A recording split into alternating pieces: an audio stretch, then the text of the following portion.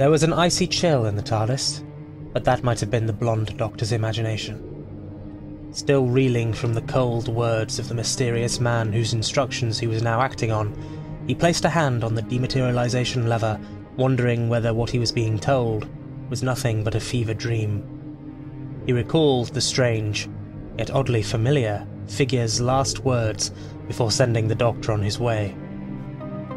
Time is unraveling. The events of the Time War have changed. The damage is even now shattering not just your timeline, but all timelines. It's only a matter of time, forgive the pun, before the damage is irreversible. That had only been a short while ago. Now, standing in his console room and holding the lever, the doctor wondered if it was already too late. Perhaps time was already falling apart. Perhaps all of this was in vain. Yet, if it were somehow in vain, still the doctor would try his best to save the universe. He gripped the lever tightly. I'm the Doctor, and this is what I do. And with that, the TARDIS began its journey. The rotor seemed to shudder as it activated, and the walls creaked and groaned. The doctor rested one hand on the console. He spoke, gently and comfortingly. I know. The TARDIS calmed, and he closed his eyes. He could sense her pain, the very essence of her ability to travel, now a poison that threatened to crack her open. How he and she had both been saved by the Arkytekt, whoever and whatever he was, the doctor did not know. But however it had been done, it had given the doctor a chance to make a difference, and that was enough. It had to be enough.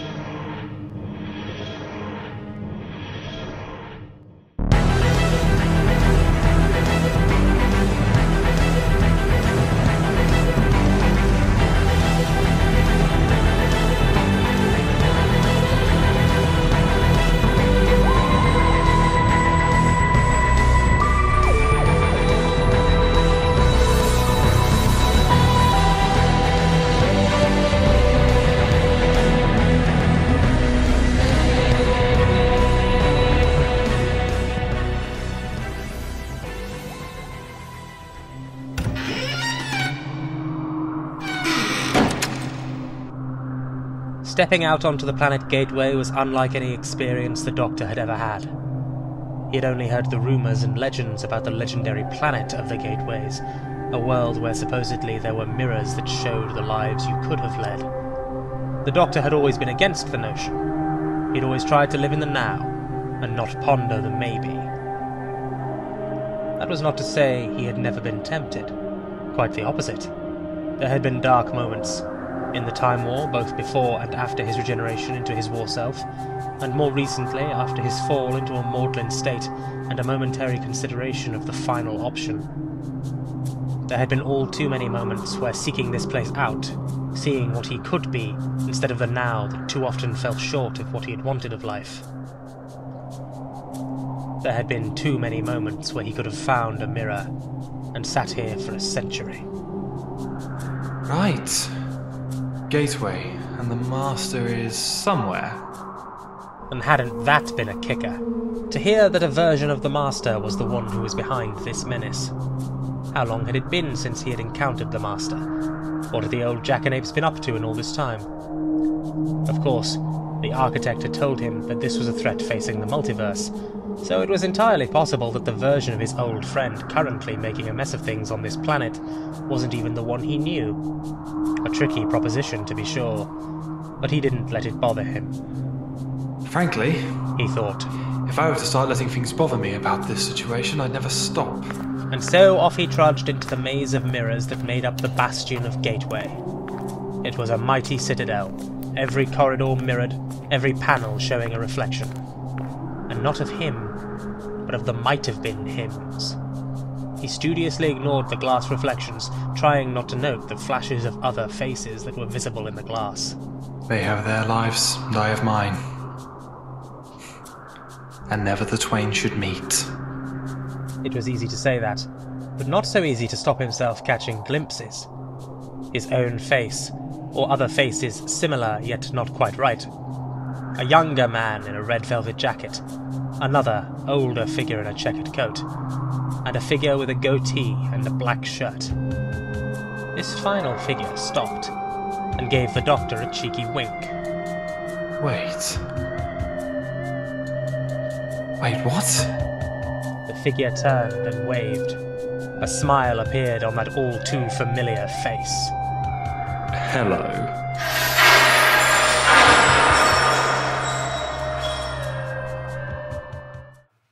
I'll have to take a moment if you don't mind. Just one, just briefly. Yes, I know, I have more than once impressed upon you the lack of time to be wasted during these endeavors, but you'll have to forgive this brief indulgence. You see, the Doctor knew what Gateway was and is, because the Doctor's a clever and well-travelled sort and tends to know even the strangest of myths and legends. I wish I could tell you I knew who and what created Gateway. The truth is, no one knows. Anyway, it's a myth for a reason.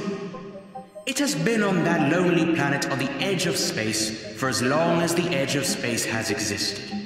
It has weathered time wars, fluxes, wars in heaven, wars in hell, all while simply sitting there. A trap, a lure, a window on lives never lived, loves never loved. But perhaps, this time, something has finally found a way to break the windows. That, you see, is why I sent him.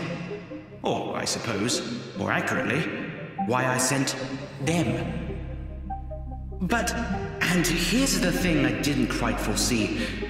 I did not send all of them.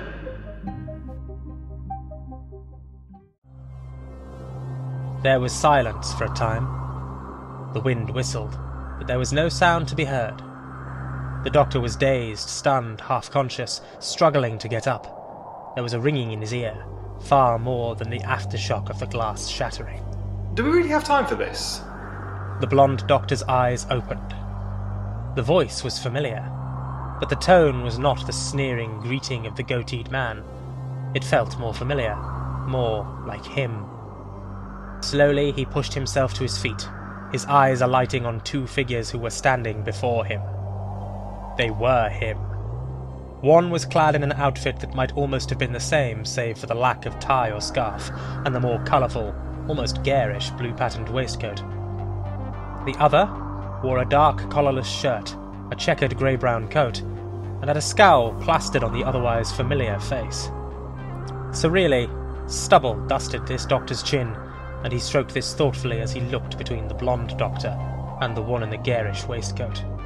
So, should we do the Spider-Man meme now? Oh, yes! I like that meme. You. Other yous. Parallel yous. U+2. Oh, hell, what have I stumbled into? And what are you doing here? Well, what are you doing here? I was sent here by the Arkytekt. A serious bloke, fond of monologuing, fourth wall breaks. The letter K as well. Yes. Him. Yeah, he sent us too. We're all the Doctor. We're all the Doctor with this face. Maybe with time breaking down. We're all here because of time breaking down. Because of whatever's happening. We remember being sent. Maybe we even were. Sounds about right. But you know, this is good, right? 3 of us is better than 1. 4, actually. This interruption came from a new figure. To the blonde Doctor, this was an unfamiliar man, slightly taller, lanky and red-headed, with deep brown eyes that took everything in. He wore a green trench coat, a white shirt and a blue-patterned neckerchief. The most distinctive part of the ensemble were the dark brown corduroy trousers and black boots the man wore. The blonde Doctor realised with a growing pit of dread that this man, too, was him. Oh, fantastic. 3 of you. Which one's the one I know? Wait, no. I know that waistcoat. Hi. Hi. So, universe and all time breaking down, history's going wonky as all heckers like, and here you are, with 2 more of you, confabbing like the Spider-Man meme. See? Told you. Okay, why are you here? Didn't you just have that conversation? Didn't we just have that conversation? There's no one else here. I mean... Look, I'm confused. How are we all here? You didn't miss the part where time and history are all more broken than the balance in Overwatch. Oh, Mercy Main, by the way. Oh, same. I did not miss anything, but... Look, with history being broken down, it's entirely possible that we're just temporarily generated variants of you that have popped into being because you're here. And things have gotten, well, quite frankly, weird. Hang on, speak for yourself. I'm no variant. I feel like we're all variants, but... Fellas. Can we stop having your collective blonde moment for a moment, and let's focus? Focus. Fine. He's right. The Arkytekt sent us here to stop the Master from tampering with Gateway. I dare say us being here means we've already failed. Okay. What is the end goal? What do you mean? Isn't it obvious? The Master came to Gateway when time is breaking down. He came here now. What exactly did he hope to achieve? Well, that's actually a good question. The way the Arkytekt explained it, the way time is breaking down is... it's unprecedented. Your being here is proof of that. How do you mean? Think about it. How are you here, crossing the uncrossable gateway, if time isn't already weak? And if the uncrossable has become crossable, if the whole thing has reached this point of being... vulnerable. You think the Master wants to somehow take advantage of Gateway? Use it to grab just a little bit of power? Would be fitting. Taking advantage of chaos is his MO. Don't we all know it? So what's the plan? It was only now, after having played out the gimmicks that were nearly always present whenever their selves met, that all of the doctors noticed the state of Gateway. The rooms of mirrors were broken, many were shattered into nothing, still more were cracked and splintered, threatening to fall apart completely. In a normal hall of mirrors this would be disconcerting, if only for the bad luck it called for. In this place, however, it was far worse. He might have already gone. And not humiliated us first. That's not his style at all. He's not learned to control it yet. I'd stake money on it. If money were a thing I was interested in the slightest. So we've got time. To find him, you mean? Well then, gentlemen, what are we waiting for? Wait! But it was too late. In a burst of motion, the Doctor in the garish waistcoat had already departed, disappearing into the maze of broken mirrors. Great. I'll get after him. You two, go a different route. If you need us, we can try the psychic link? Yeah, that. Good luck. And with that, he too walked off into the maze, leaving the red-headed Doctor and the blonde Doctor alone. Well, this should be interesting. Come on, we'll try this way. And so the blonde Doctor strode off into the maze as well, his red-headed other self following close behind, hands in pockets.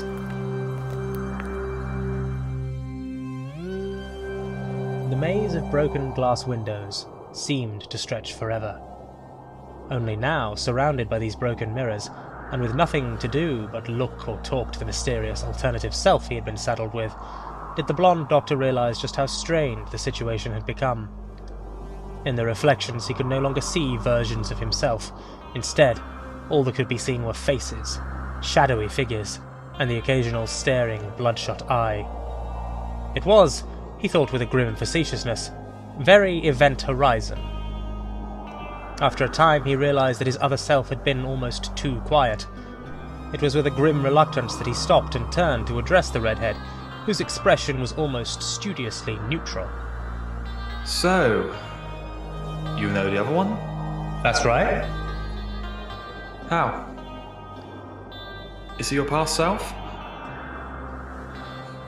Do I become you I don't think there's much chance of that. The one I know is an alternative universe version I've had dealings with on occasion. Nothing too serious, just some... well, you know how it is. No, I don't. Probably for the best then. I don't think any of the usses who meet me are particularly thankful for the experience. What's that supposed to mean? Don't worry about it. Yet how could the blonde doctor not? Such an ominous comment would, under other circumstances, have been worthy of interrogation. Unfortunately, time itself was not on their side. Quite the opposite, as it happened. For as he pondered that particular conundrum, the blonde doctor turned a corner and stopped, as the muzzle of what could only be a tissue compression eliminator was aimed at his face. Hello there, gentlemen. Long time no see. Perhaps longer for you. I was hoping we three could have a nice little chat. As the blonde doctor and his red-headed other self stood, faced with the master, the other two doctors had found themselves in a wider, open space. It was the center point of the maze. Somehow they had reached it with ease, whatever tricks the gateway normally used to defend itself absent, in the face of the calamity destroying all time, all space, and all reality. The man in the checkered coat found himself growing increasingly irritated with his other self's enthusiasm, pondering briefly if he would be better served going it alone. He dismissed the thought, instead putting his hands in his pocket as the other doctor looked around. Imagine it! Imagine what? These mirrors! Under normal circumstances, the mirrors of Gateway are meant to show you any universe. They're an incredible resource! They're a danger. In Saga, they're only mythical. Imagine how many races would gain access to unimaginable power if they came here and tapped into Gateway's secrets. This assessment caused the man in the garish waistcoat to turn to his less colourful doppelganger, a studious frown on his face. Well, I see you're a cheery one. You'd be much the same in my position. Which is what? You're an alternate of me, I know that much, but... I can't get into that. Hang on. We're connected. I can't get into it. You know, if the Arkytekt was right, we won't even remember these events when everything is resolved. If everything is resolved. So you can talk to me about it. If that would help. It wouldn't. But I do appreciate the offer. I wouldn't worry. This isn't my first rodeo when it comes to potentially multiverse-ending events. I'm pretty sure we'll come out on top. Are you? I have faith. And sometimes, that's all it takes. And with that, the doctor in the checkered coat laughed, as if at some private joke. Whatever it was, however, he would never say, for at that moment a flash of light emitted from one of the surrounding mirrors. The doctor in the waistcoat turned first, his other self joining him in looking in the mirror. The image that greeted the doctors made the man in the checkered coat's blood run cold. No. Not again. The image was the smoking corpse of the red-headed doctor, the master, wearing the same face as the three blonde-haired doctors, grinning as he stood over it. The blonde doctor had never imagined the master wearing his face, finding his own familiar visage twisted into a grin full of malicious glee. It was almost more than he could bear. All that stopped him from impulsively lunging for the TCE was the knowledge that the weapon would undoubtedly cause him permanent death, and that much was not something the universe could afford. Oh, what's this? Nothing to say, my dear doctors? No, nothing. Nothing you'd listen to anyway, if you say so. And what about you? The TCE was turned on the red-headed doctor in an idle motion, but he didn't react save to smile. Nice of you to notice me. Which one are you? Oh, I don't think that matters too much. This is Gateway, after all. This place is a literal door to every alternative universe. There's no wonder you want it. Of course I do. Can you imagine the power that this place holds? I don't have to imagine. Look at the mirrors. The red-headed doctor gestured expansively to the broken mirrors around them. 1,000 lives we could have lived. I take it you're looking for... One where I rule the cosmos. That's right. Are you completely blind? The universe is falling apart around us. History is being rewritten and altered. Time is fracturing around us. And you're coming to a point in the universe that could be saved. And you want to make it worse? I have no interest in timelines or whatever's going on. Through Gateway, I'll find a way to escape this dying reality and... And what? Escape to another one? Don't you get it?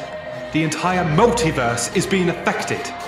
If any universes or dimensions out there aren't feeling the ripple effect of what's happening in this universe now, they soon will.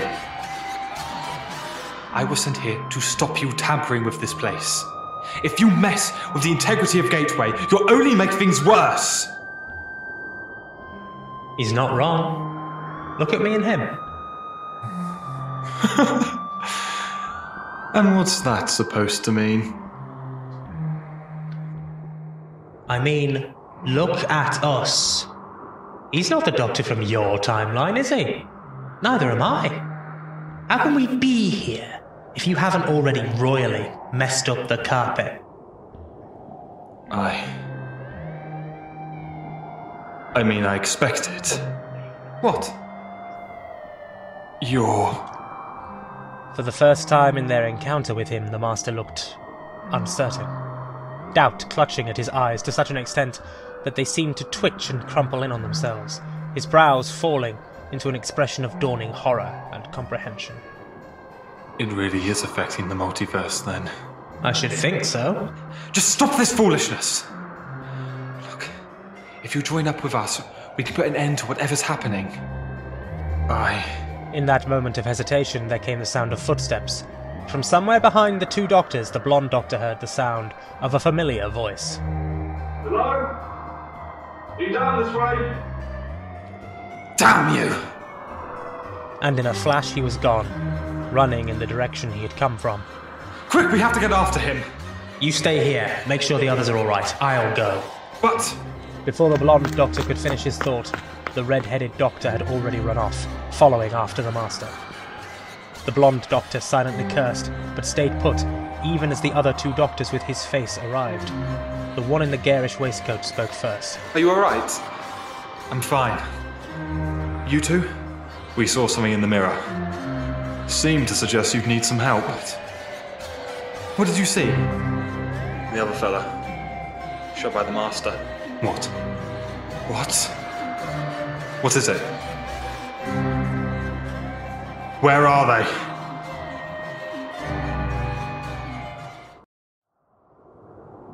When the red-headed doctor came upon the Master in the centre of the maze of mirrors, he found his old enemy staring into one of the many mirrors with an almost wistful expression.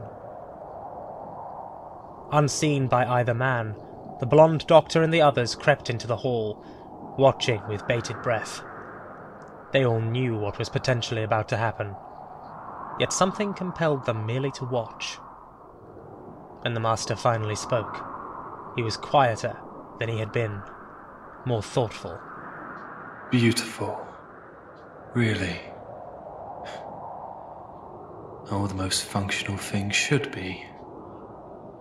You came here to gain power, and now you found an appreciation for the aesthetic.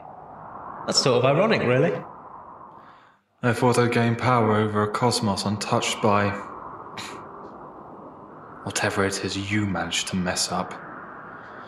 Instead, I find that it's messed up everywhere. And they say I'm the destructive one. You're early in your life, so I'll give you just one hint. You are the destructive one. Oh, and enlighten me. How would you know that? Because I have to. I know that stupid look in your eyes. To you, killing isn't the game it will be when you get older. Not yet. You're all about the power, but not quite all about the violence and slaughter. Interesting. You think you know so much, Doctor. Then tell me, what will I do now? Leave? Or die? Excuse me? I'm giving you the choice. Leave or die. What? As in you'll kill me? I find that difficult to believe. The other three were sent here by the Arkytekt. I wasn't. I was already out amidst the multiverse when the chaos began, much further along in my journey than when this mess started, so to speak. And I have a job to do. You're just another part of it. A job? The Master's laughter echoed throughout the room, and the blonde doctor, watching from the sidelines, felt a sudden chill. And tell me, what's to stop me killing you? Right here, right now? Nothing, naturally. But you won't. Maybe I will. See how much good your talk of jobs does you then. The Master raised the TCE and aimed it at the red-headed doctor. On impulse, the blonde doctor stepped out of the shadows, the others behind him. The Master's laughter stopped and he turned to grin at the doctors. Ah, my dear doctors. Here you all are. Stop this, now! You've no way out of here except with us. And no universe out there to conquer unless we all work together to stop whatever's happening. And he will kill you if he has to. Well? Well. He reached out a hand and touched it against the glass. There was a sudden glow from within the mirror, and the Master let out one final, chilling laugh. See you out there, doctors! And in a flash of light, he was gone, leaving the four doctors alone. A moment passed before the blonde doctor turned to the red-headed man in the corduroy trousers, a thunderous look on his face. What in all the hells was that all about? Pardon? You threatened to kill him. Oh, it's good to know your listening comprehension's on point. Why the hell would you do that? I told him. It's a job. I am not here for pleasure. I mean, none of us are here for pleasure. Shush. Let them talk. I can't believe there's a version of me that ends up like you. Technically, I suspect it's the other way around. What happened to let them talk? You and I don't know each other, Doctor, so I'm gonna let that comment slide. But you don't have a right to throw stones, given what's waiting in your wreck of a future. What? Just leave it, both of you. Especially you. Be very careful with what you say. The doctor in the checkered coat gave a very knowing look to the red-headed doctor. This look was enough to seemingly shock him, judging by the change in his expression. The red-headed doctor couldn't help but feel a sort of anxiety when looking at the man in the checkered coat. The Master's done for now. Let's leave it at that. He still escaped. True. But we're still here, and there's bigger things to deal with out there. True enough. I can't say it's been a pleasure. There was something in the other doctor's expression that chilled the blonde doctor to the bone when he heard that. And for a moment the blonde doctor found himself wondering if he had gone too far, said the wrong thing. I can't say it has either. But then, these moments are often more business than pleasure. The Master's stopped. The collapse of the multiverse continues to happen at its own pace, and we're all still here. That'll have to do the trick for now. And with that, hands in his trench coat pockets, the red-headed doctor walked off, back into the maze of mirrors, leaving the blonde doctor alone with his doppelgangers. You didn't have to be so harsh, you know. He's not exactly cheerful, but knowing what I know why. There's a why? There's always a why. You'll learn that too. Well, we've all got to get back to the Arkytekt. I'm guessing he sent us all at different points. Or maybe he didn't send any of us and we're just all variants. I hope not. I'd like to hope I'm distinctly myself. Besides, I don't think a variant could come up with such a good waistcoat. Well, good luck with it all, you two. Good luck, Doctor. Good luck to all of us, I think. And with a final smile, the doctor in the garish waistcoat walked off as well, leaving the blonde doctor alone with the doctor in the checkered coat. It's all going mad out there. Isn't it always? I wonder just how mad it will get before the end. Who says there's an end? I fought in what they called the last battle. And there's still always a problem that needs to be solved. The trick is to just get on with it. At least I think. I suppose it is. Well, good luck to you as well. To us both. I suspect we'll meet again.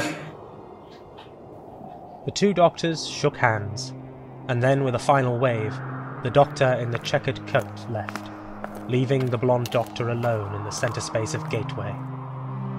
There was a dead silence in the air, and the doctor found himself wondering if stopping the Master here, without apprehending him, had really made a difference in the oncoming calamity. With a long, deep sigh, he walked back towards where he had parked his TARDIS, carefully picking his way through the broken glass of Gateway. There was still a lot to do, and he suspected the Arkytekt would have more missions for him to help solve all of this, whoever the Arkytekt even was. One more mystery, he thought. But I can deal with mysteries. Good luck to you, doctors. Good luck to us all.